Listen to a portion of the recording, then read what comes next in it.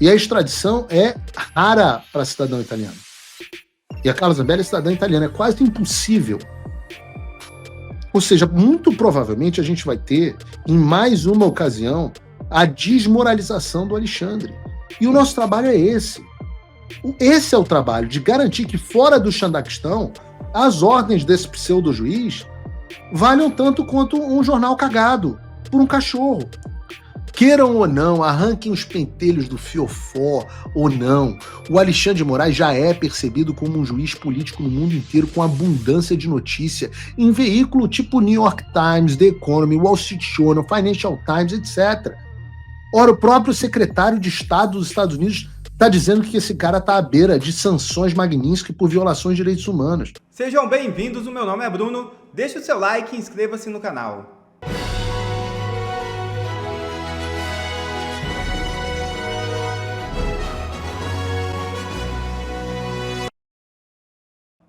Mourão esclarece ligação de Bolsonaro e joga balde de água fria em uma certa autoridade. O senador general Hamilton Mourão acaba de fazer um comunicado à imprensa onde esclarece o motivo da propalada ligação ao ex-presidente Jair Bolsonaro na véspera de seu depoimento. Bolsonaro ligou porque uma decisão do próprio ministro Alexandre de Moraes recusava fazer a expedição de intimação para as testemunhas de defesa no malfadado inquérito do golpe. Por isso, o contato de Bolsonaro, tão somente para confirmar a participação de Mourão na audiência. Ou seja, mais uma narrativa que se espedaça. Moraes decreta prisão preventiva de Carla Zambelli e aciona a Interpol. É isso mesmo. O ministro Alexandre de Moraes do Supremo Tribunal Federal determinou nesta quarta-feira a prisão preventiva da deputada federal Carla Zambelli. A decisão ocorre após a parlamentar confirmar que está fora do Brasil há alguns dias para tratamento médico.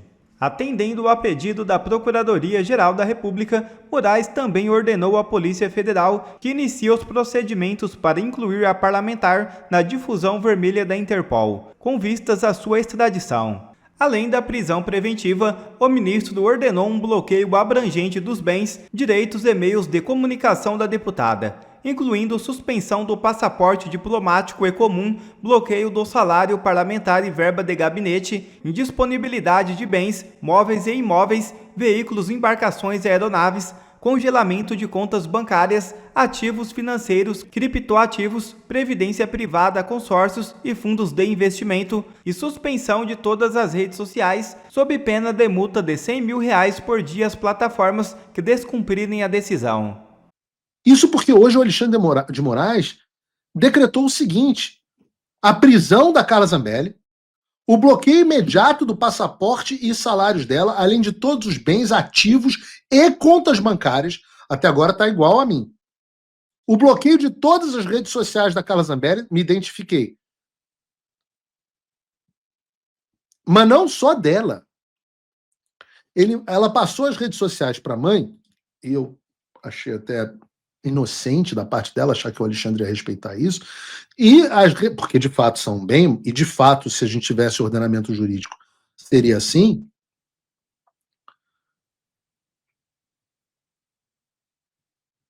Mas ele mandou bloquear as redes sociais da mãe dela e do filho adolescente de 17 anos, João.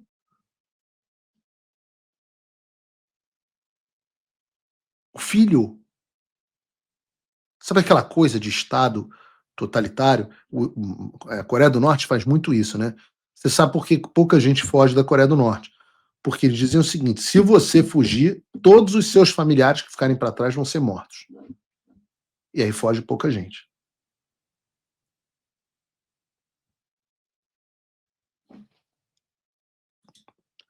É por isso que amanhã vão botar o Jair Bolsonaro para depor por causa do que o Eduardo Bolsonaro está fazendo no país. Olhe o caminho do Brasil. Além disso, uma multa de R$50 mil diária, bloqueou todos os bens, mas decretou uma multa de R$50 mil a ela nas postagens e nas redes sociais ou nas redes sociais de terceiros. Ou seja, se eu publicar uma nota da Carla Zambelli, que eu vou publicar só de sacanagem, eu tomo uma multa de R$50 mil. Eu falo, manda para o Trump. A minha parte você pode mandar para o Trump. Mas, além de tudo isso, a medida que decretou, que gerou frição na imprensa, foi a inclusão da Carla Zambelli na lista de difusão vermelha da Interpol, além da determinação da sua localização para que seja pedida a sua extradição. E aqui tem alguns pontos, né? O ponto que gera mais dúvida, talvez, é o da inclusão da lista da difusão vermelha da Interpol. As outras medidas são as medidas que eu tomei, as medidas mais conhecidas que aconteceram com muita gente. Então, eu vou explicar algumas coisas, porque os jornalistas estão em polvorosa e os jornalistas não sabem nada de Interpol. Então, eu vou explicar. Porque a inclusão do nome da deputada Carla Zambelli na difusão vermelha da Interpol, ela não é imediata e nem mesmo garantida. Então, Paulo, a Carla Zambelli está nos Estados Unidos e ela vai viajar para a Itália, meu Deus, já vão extraditar. Calma, queridão. Pode demorar até semanas para incluírem o nome dela.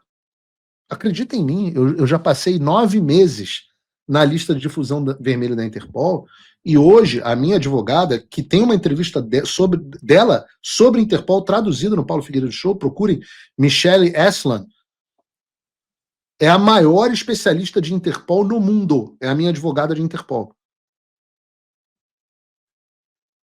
Eu vou tentar explicar o que eu aprendi ao longo desses anos para vocês sobre Interpol. O que aconteceu hoje foi só o primeiro passo, que foi a expedição formal do mandado de prisão. E essa expedição, ela tem que ter uma base legal clara, o que por si só é discutível, dada a decisão porca do Alexandre. Você também tem questões processuais discutíveis, prisão não flagrante de deputado, sem a aprovação da Câmara, etc. E agora o que o Alexandre determina é que comece o segundo passo, que depois da ordem do pseudo-juiz, o adido da Interpol no Brasil, o responsável, o oficial de ligação responsável, que é um policial federal, faça o pedido à Interpol. Você tem um cara só com esse propósito que deve estar trabalhando agora para cumprir essa ordem. Mas como é que ele cumpre essa ordem? Ele prepara um dossiê que vem com uma justificativa jurídica detalhada, vem com a tradução para o inglês ou para o francês e um histórico da acusada. E essa é a documentação que a Interpol vai utilizar para análise. Análise, sim, porque então entra a fase de avaliação pela sede da Interpol em Lyon, que verifica se o caso não infringe o artigo 3º da Constituição da Interpol, que proíbe interferência em questão de caráter político, militar, religioso ou racial. Então eu digo a vocês, spoiler, alerta de spoiler, o Alexandre já teve múltiplos pedidos à Interpol contestados e até recusados. Ora, eu já mostrei aqui para vocês o caso do Alan dos Santos, o caso do Oswaldo Scroque, o pessoal do 8 de janeiro. Talvez até mesmo o meu, a gente não sabe. Queiram ou não, arranquem os pentelhos do fiofó ou não, o Alexandre de Moraes já é percebido como um juiz político no mundo inteiro com abundância de notícia, em veículo tipo New York Times, The Economy, Wall Street Journal, Financial Times, etc. Ora, vejam vocês, o Alexandre de Moraes hoje é notícia na Fox News, como um juiz parcial. Ora, o próprio secretário de Estado dos Estados Unidos está dizendo que esse cara está à beira de sanções Magnitsky por violações de direitos humanos. Tratando-se de... Então, aqueles que pensam assim, ai, Paulo, não adiantou nada todo esse trabalho aí nos Estados Unidos, até agora não vieram as sanções financeiras contra o Alexandre. Eu falo, filho, entenda, adiantou e adiantou muito. Você acha que o nome do Alan foi tirado da lista da Interpol com base na palavra do Alan? Ou com base em tudo isso que foi construído? Quando você pega isso e bota uma deputada federal, a mais votada do Brasil, inclusive, é enorme a possibilidade que a Interpol rejeite o pedido de inclusão do nome na lista E o STF e o Alexandre passem vergonha agora em mais um país. São vários casos em que a Interpol tem pedido de países para inclusão de líderes que são rejeitados. Você vê, eu estou falando sério, nem sempre é aceito. A Interpol é só um banco de dados. Você vê, o Irã vive pedindo que o Trump seja incluído na lista da Interpol. Eu mandei até para a produção uma notícia sobre isso. Aparentemente não está no roteiro. Ah, tá aí. Aí. Irã renova pedido da Interpol para prender Trump e outros, não só o Trump, outros oficiais do Brasil. A Interpol não inclui. Ainda assim, caso a Interpol inclua o nome da lista, daqui a semanas, daqui a dias, entendam, ter o nome na lista da Interpol não tem efeito para extradição. E a extradição é rara para cidadão italiano. E a Carla Zambelli é cidadã italiana, é quase impossível.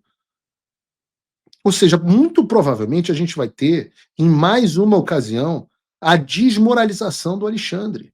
E o nosso trabalho é esse. Esse é o trabalho, de garantir que fora do Xandaquistão, as ordens desse pseudo-juiz valham tanto quanto um jornal cagado por um cachorro. Porque gato não caga em jornal, caga em areia. Não gostou? Ora, se for chorar, manda áudio. Manda áudio.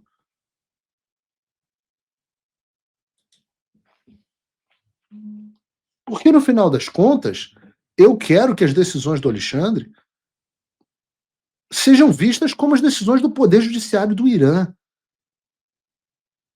Eles também pedem a difusão vermelha da Interpol.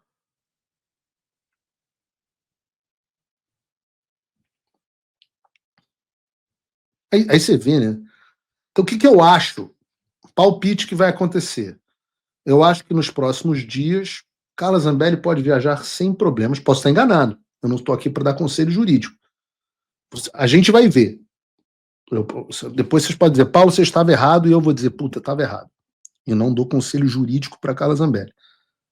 Mas o que eu acho que vai acontecer é que nós teremos nos próximos, não vou dizer aqui o prazo, Carla Zambelli vai chegar bonita na Itália, deslumbrante, andar pelas ruas de Roma ou de Milão, onde quer que ela vá chegar, e o Alexandre vai ficar com a cara de...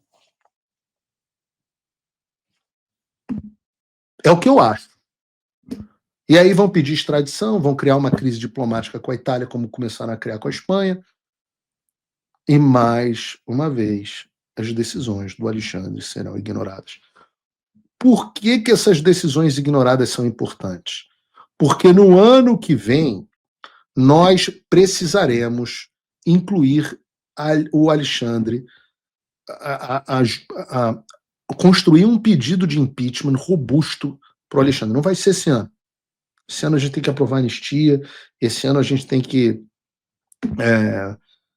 desestabilizar ainda as bases de apoio dele. Mas no ano que vem nós precisamos de um pedido robusto de impeachment, no ano em que se renova 2/3 do Senado. E aí esse pedido de impeachment, que não pode ser o impeachment porco como tem sido feito, mas o impeachment com a participação de juristas da sociedade brasileira respeitados, esse pedido deve conter a negativa da extradição do Alan dos Santos, a negativa da Interpol em incluir o nome do Alan dos Santos, a negativa da Espanha, a negativa da Interpol em relação a Zambelli, a negativa da extradição pela Itália, a carta do Departamento de Justiça, o relatório que a Casa Branca vai ter publicado a respeito do Alexandre, a sanção dele sobre a Lei Magnitsky, para dizer, olha, nós não temos uma corte acima do STF, mas todos os tribunais do mundo estão dizendo que o nosso juiz está abusando de poder. Nós temos evidências robustas que ele está. A decisão da juíza dos Estados Unidos, vocês entendem que isso é o tal do... Outro dia falou bem, acho que foi... Não sei como é que foi o nome da menina. Ela falou assim, eu entendi o que o Paulo está fazendo, ele está building the case, ele está construindo o caso. Porque eu não posso chegar e pedir, eu não gosto do Alexandre, quero o impeachment dele. Não, mas quando você tem uma estrutura jurídica sólida, robusta, com jurisprudências internacionais de violação de direitos humanos, você consegue dar justificativa para que o Senado haja livremente. O negócio do Paulo Figueiredo é que o Paulo Figueiredo fala tudo o que vai fazer. Tudo que está acontecendo agora eu falei 2 anos atrás. Então, se o Alexandre sabe, o Paulo Figueiredo, assiste o Paulo Figueiredo Show, ele sabe tudo que eu vou fazer. Sabe qual é o problema? Sabe por que eu continuo fazendo? Porque não há nada que ele possa fazer para me impedir. Esse é o grau de confiança e convicção que eu tenho. E você vê o grau, o Alexandre está preocupado com esse trabalho, com essa questão dos aspectos da decisão. Né? E a gente vê o que o Eduardo Bolsonaro e o Paulo Figueiredo estão fazendo nos Estados Unidos. Vejam, nessa fixação dele, ela pode ser fatal às pretensões do Alexandre, porque elas expõem a vontade incontrolável de criminalizar o ato de expor internacionalmente a ditadura que se tornou o Brasil. O que botou o Alexandre na decisão? A ré condenada afirmou ainda que adotará o mesmo modus operandi utilizado pelo deputado Eduardo Nantes Bolsonaro, investigado nessa Suprema Corte no inquérito 4995/DF pelos crimes de coação no curso do processo, obstrução de investigação e infração penal que envolva organização criminosa e abolição violenta do Estado de Direito. Ou seja, ele dá a Carla Zambelli todas as provas documentais que ela precisa para provar que essa prisão é ilegal e motivada por fins políticos. Afinal, adotar o modus operandi do Eduardo Bolsonaro, que consiste em ter conversas amigáveis com representantes de governo estrangeiros, como os Estados Unidos, não é crime no Brasil, não é crime nos Estados Unidos e não é crime em lugar nenhum da Europa. Ou seja, o Alexandre confessa a motivação política da prisão. Sabe quando é que a Interpol vai aceitar esse troço? É só porque eu não sei se a Carla vai ter dinheiro para contratar um advogado de Interpol, que é um outro problema que ela tem que resolver. Eu espero que vocês ajudem. Mas ninguém. É música no Fantástico, é riso, é chacota mundial. Além disso, ele, que é o pseudo-juiz, em vez de se ater aos fatos sobre os quais ele está decidindo, ele já antecipa as condutas que ele considera criminosas antes da Carla Zambelli ter feito. E por isso que eu digo que é uma decisão porca. Porca, isso aí não para de pé em nenhum país civilizado. E não para de pé mesmo, porque é uma prisão completamente sem fundamento legal. Ora, o parágrafo 2º do artigo 53 da Constituição diz: desde a expedição do diploma, olha o texto claro, desde a expedição do diploma, os membros do Congresso Nacional não poderão ser presos, salvo em flagrante de crime inafiançável. Nesse caso, flagrante de crime inafiançável, os autos serão remetidos dentro de 24 horas à casa respectiva para que, pelo voto da maioria dos seus membros, resolva pela prisão. Ou seja, a única circunstância em que um membro do Congresso pode ser preso é em flagrante de crime inafiançável. Nesse caso, os autos têm que ser enviados para câmaras que em 24 horas vota pela manutenção ou não da prisão. Inclusive, eu ouvi dizer, vamos ver se vai acontecer, que o Hugo Mota vai botar a questão para ser votada. E aqui eu digo, eu faço um apelo ao presidente Hugo Mota, isso não se trata de gostar ou não da Carla Zambelli, mas de defender as prerrogativas do poder legislativo. Ontem eu critiquei, pontualmente, porque também elogiei, porque acho uma pessoa incrível, mas hoje eu quero parabenizar o deputado Nicolas Ferreira, que eu critiquei o não posicionamento em relação ao Eduardo, mas hoje eu parabenizo o posicionamento em favor da Carla Zambelli. Disse assim o Nicolas Ferreira: a Constituição só permite a prisão de deputados em caso de flagrante de crime inafiançável, e ainda assim determina que a Câmara dos Deputados decida sobre a legalidade da prisão em até 24 horas. Mesmo assim, o ministro Alexandre de Moraes decretou a prisão preventiva da deputada Carla Zambelli sem flagrante, sem crime inafiançável e sem autorização da Câmara. Você não precisa gostar dela para admitir que isso é um ato ilegal. também ordenou o bloqueio do salário e das verbas de gabinete, a retirada das redes sociais da mãe e do filho da parlamentar, impôs multa por postagens e acionou a Interpol. O presidente da Câmara, Hugo Mota PB, tem o dever constitucional de submeter a decisão ao plenário. Não se trata de proteger uma pessoa, mas de defender o Estado de Direito e eu acrescentaria, o poder legislativo diante mais uma grave violação das garantias constitucionais.